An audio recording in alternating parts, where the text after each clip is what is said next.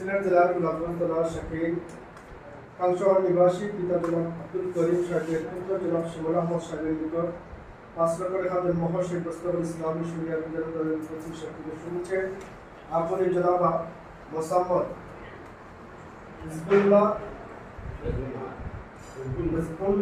আক্তার নেতাকে বিবাহের প্রস্তাব করিলাম। আপনি জনাব মহিজুল্লাহ সাহেব পুরুষের প্রস্তাব করিয়া বলুন বিসমিল্লাহ করুন। বিসমিল্লাহ করুন। জোরে বলেন, আমরা একটু শুনতে পাই। স্যার একটু জোরে বলতে হবে।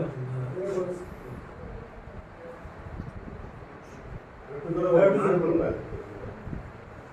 আরেকবার বলো। আলহামদুলিল্লাহ। আলহামদুলিল্লাহ। শুনছেন না সবাই? শুনছেন? আউযু বিল্লাহি মিনাশ শাইতানির রাজিম। বিসমিল্লাহির রহমানির রহিম।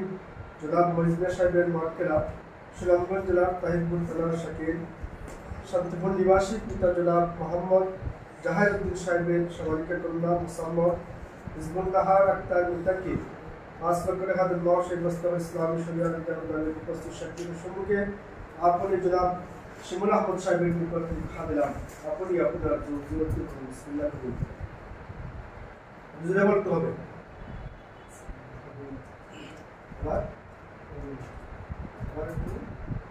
মুক্তলা বাবা। আলহামদুলিল্লাহ।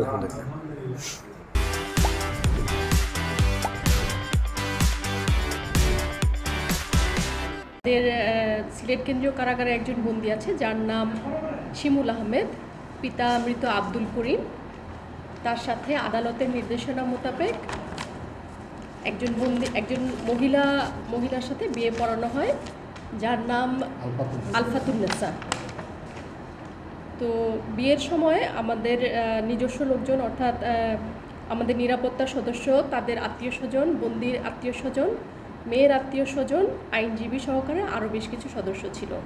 তো সকলের সহযোগিতায় আমাদের এই বিবাহ কার্য সম্পন্ন হয়েছে।